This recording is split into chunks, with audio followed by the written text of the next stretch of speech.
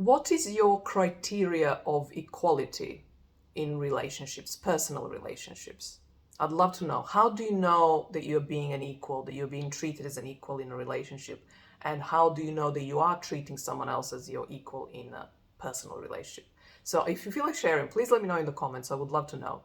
So in this video, I want to give you my take on it. And before then, I'm just going to speak a little bit about why that's important to this. I mean, this topic is important, I think, always, but why it's particularly effective to be thinking about it these days. And by these days, I mean between July 2023 and January 2025, because we have nodal axis in Libra and Aries, where North Node is in Aries and Libra is in South Node. So briefly about that, the meaning of just generally having a nodal axis in a particular sign, or two signs always. What it means, it's like collectively, so that's a transit for all of us. Collectively, we are going in the direction of the North Node, and we are working, we are particularly concerned with the shadow, and we have all it takes to really clean up the South Node archetype, like clean up of its shadow and lesser expressions, denser expressions and all that. So in this case, that's Libra, in this time period, that's Libra. And equality is one of the key values and themes of Libra. But what's coming up is that all that we are not doing right about equality. And I'm always only concerned about personal relationships because that's just how I am. But that can certainly be spread on to other relationships as well, of other kind. And so this is not to say that during this time we will not have light and higher octave of Libra. Of course, absolutely we will. But what this means, having South Node in Libra during this time, is that it's particularly, we're particularly supported to be working through the shadow expression of Libra archetype, right? That's all it means. And then equally, we are particularly supported to embrace higher expression of Aries that we otherwise would probably struggle, fear, and not really know how, or feel like, because Aries is like too in your face. It's actually not that socially acceptable, easily, traditionally, conventionally. Well, depends where you live in, but yeah, I'm just going to assume that that's how it is for the most of us, I suppose. But now having North Node in Aries, we're encouraged, and more importantly, it's like a permission slip. It's like if we do, we'll do well, and we will not be rejected by adopting these more Aries-like qualities, right? So that's what North Node does and says, and then South Node is like about cleaning it up. So equality. For me, equality is often, I think, gotten wrong by just leaving it on the surface. Now, with Libra, surface is important because it's an air sign, and it is where it sits on our trajectory of evolution in terms of zodiac steps, like how we progress from one sign to another. At that level, we are for the first time meeting the other person. So it's like it's only it's this at the first encounter. It's really only surface stuff because we haven't got, for the next level we need more time, and that's Scorpio, right, to go deeper and all that. So it's absolutely correct for Libra to rest on those appearances. But I think there's also what's happening at that stage of evolution, Libra stage. It's particularly difficult stage, and I'll have a separate video on that. I will link below. Because we are meeting the other person, other people for the first time, we don't really know what to do. So there's a lot of fear and there is a lot of insecurity, and so we are essentially, in order for it to work, we are just like, in order for us to feel safe, we are essentially like going for what works, for what feels safe. So safe feels pleasant. There is niceness, politeness, and so we will. So the surface stuff will, if we deal with the surface stuff in our relationships, there is a sense of appearance. It appears things to be fine, things to be fine, right?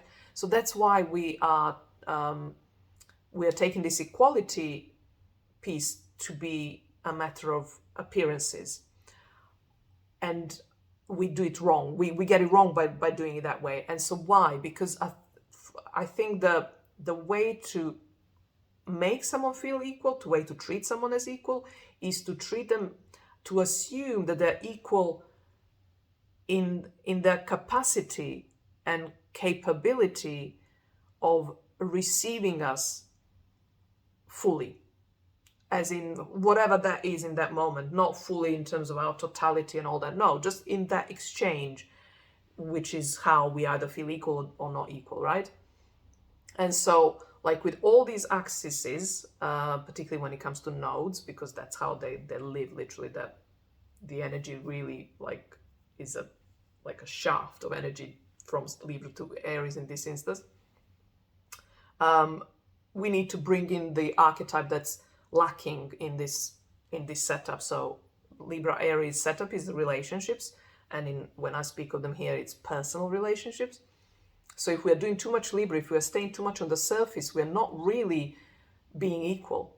We are not really treating someone. In fact, we can be very much prejudiced because of the surface. So if you don't look like you belong to this something, whatever, then you're not like us, you're not equal, right? But if we bring in Aries, which is like to have a far more holistic approach to an individual, like what the other person is and their capabilities, Aries, like what they're capable of, and actually trusting them and being courageous and considering them to be courageous, all these words I'm using now are all Aries, then we are treating them as equal. So I'll give you an example, like an advice, if you like, of how to, well, I mean, if you agree with me, obviously, but it's certainly how I do it, how I feel like I'm being treated as an equal, and how I treat someone. When I treat them as an equal, this is what I am: honest. Now, this is obviously a key word for Aries, but and it might sound like an easy answer, but or rather like, I don't know, maybe not maybe insufficient, but I think it's such a great example how honesty actually shows us whether we are treating someone as an equal or not. So to illustrate that, or to kind of show you, right, is just consider this, like when we're not honest with someone, why are we not honest with them? Because we don't think that there is a threat. We are threatened by something that if we were honest, we would be either rejected, or so they have more power over us. They're more powerful. They will ridicule us. They're smarter than us. They are not as nice as us. They will be horrible to us, right? So you see how we are, what's the word?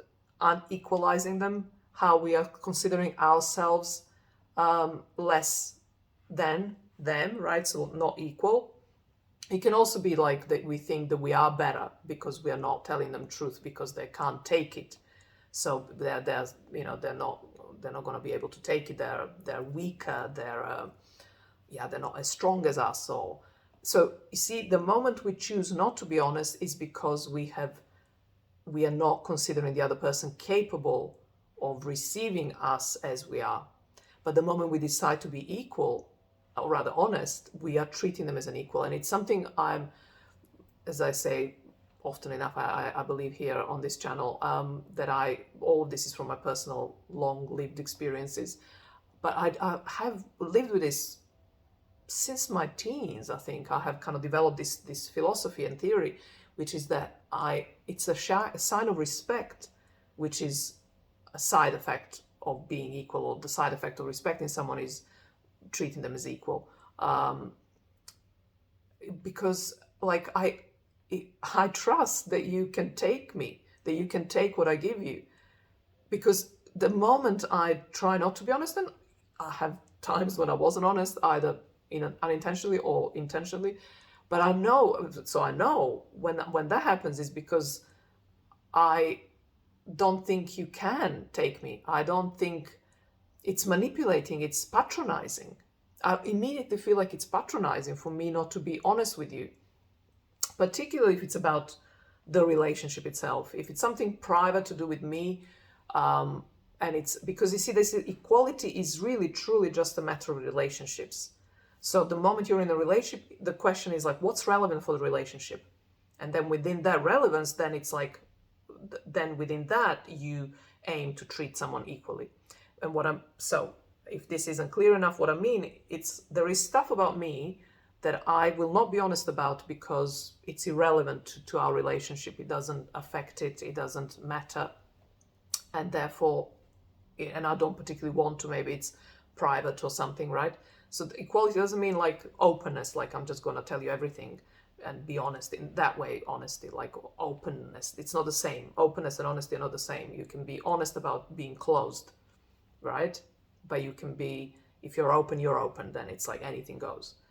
And that's fine if that's what you want, but it's not, it doesn't have to be, meaning you can be closed and still treat someone as an equal, as long as you're honest about your closedness, right?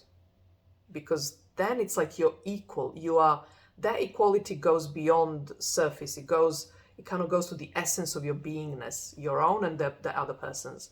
Like you are equally individual. And that again is the areas. You're equally individual in your own different rights and similar rights. Like, so there are some similarities, there are differences.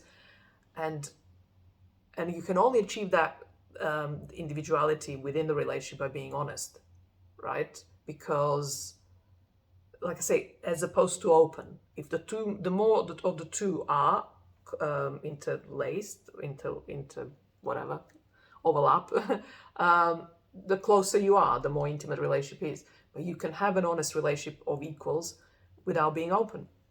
And so that is, if you ask me, the art of being in an equal relationships, and also like treating one as an equal. And if you want to treat me as an equal, if we ever cross paths and we become friends or something, that's how you want to do that. Okay, that's it on this topic, and see you next week.